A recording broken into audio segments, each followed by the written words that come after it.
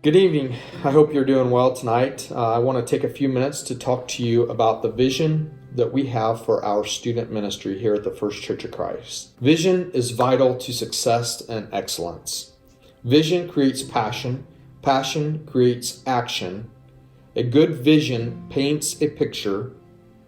A picture painted well creates passion, and passion drives people to action.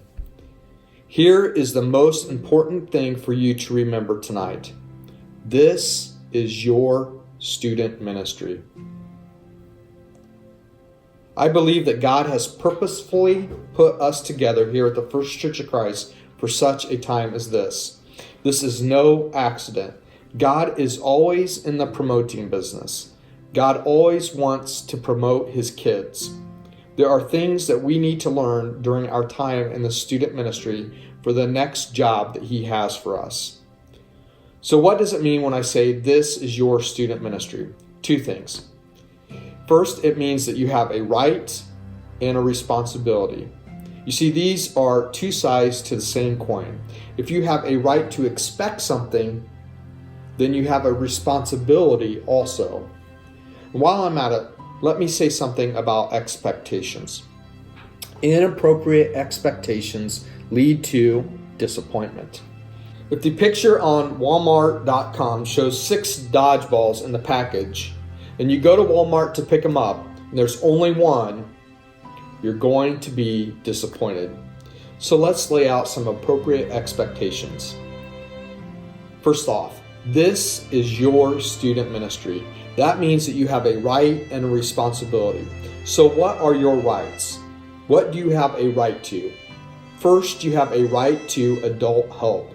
It's an appropriate expectation for there to be adults in this student ministry helping you become everything that God has created you to be.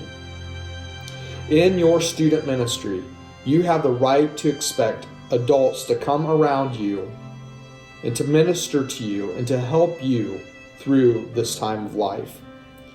You also have a right to opportunities. You have the right to have opportunities for you to figure out who God's created you to be. Opportunities to teach, opportunities to serve, opportunities to lead, opportunities for you to minister. You have the right to expect opportunities. But on the other side of the coin, you have a responsibility. You have the responsibility in this student ministry to minister to people. Church was never meant to be a spectator sport.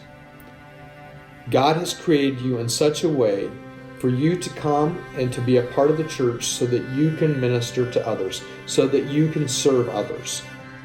Throughout the New Testament, the church is oftentimes related to a human body.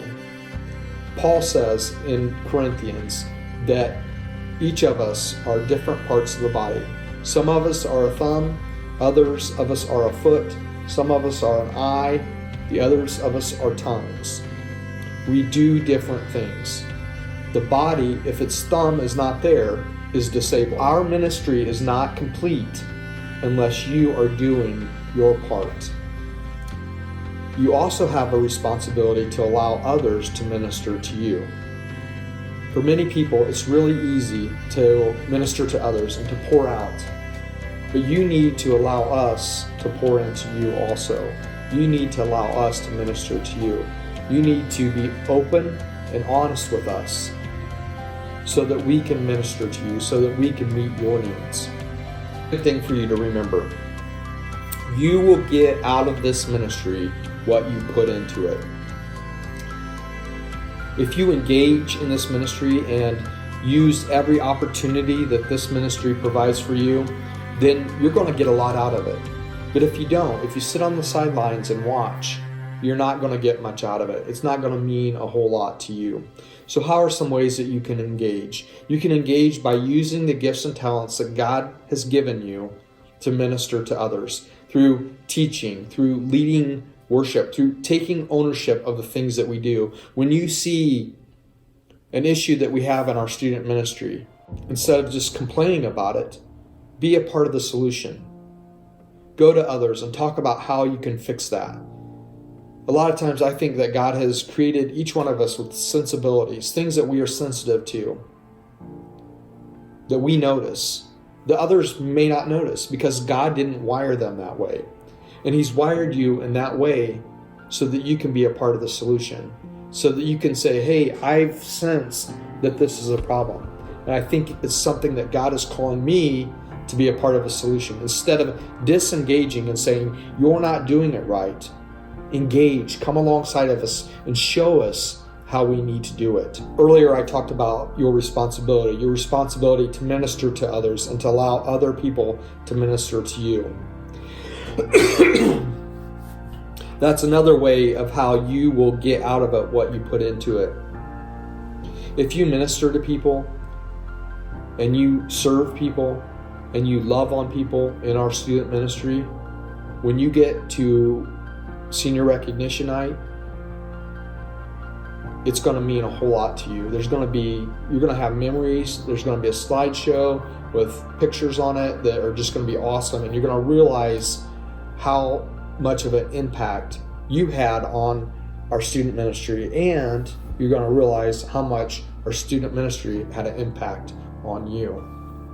You also need to allow people to come around you and to minister to you, to love on you, to be there for you when you're going through tough times. We were never meant to do this alone. We were always meant to be in community.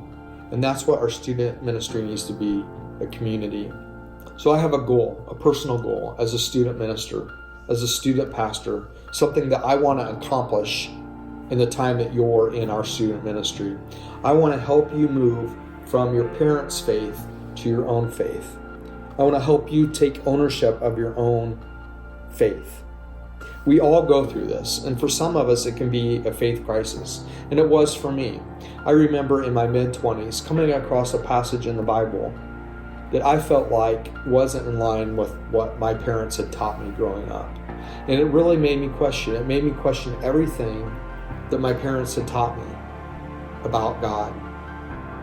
And it was kind of traumatic. It was kind of a process that I went through by myself, and it took a couple years to go through Scripture and to really dive in and decide what it was that I believed was true about God. And not everything lined up with what I felt like my parents had taught me, and that's okay. Here's some statistics for you. 80% of church kids leave the church. And I think part of the problem is that we don't help young people go through that faith transition of making that it their own. I think part of what is happening is that all through your life, you have lived on your parents' faith. And when you leave your parents' home, then all of a sudden you have a right to have your own faith. And if you haven't been walked through that process by others, it can be traumatic. I think that's part of why that number is so big. 90% of church kids, given a choice, choose not to attend church. In other words, when parents give their kids a choice, church kids that is, when parents give them a choice of whether or not to attend church, 90%, 9 out of 10, choose not to attend. So to help you move from your parents' faith to your own faith, we have to create an environment here in our student ministry that is safe for you to do that. I think it's a great thing to be able to do that during our high school years. You're still under your parents' roof. You still can go to them and can ask them questions, but you're also still in our student ministry, and you have an opportunity to have other adults come around you and to walk with you through that. I want this student ministry to be a safe place, a place where you can ask questions, a place where you can ask any question, a place where you can process what you believe. Here's something that I want to let you know.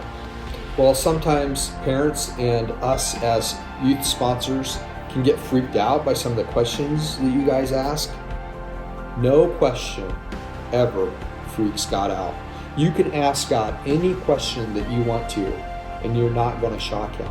He actually knows you're already thinking it. So go ahead and ask it. Ask it of him. Ask it of Scripture. Ask the adults in your life. Ask your parents. Ask me. I'd love to have those kind of conversations with you. This is a safe place for you to ask those kinds of questions.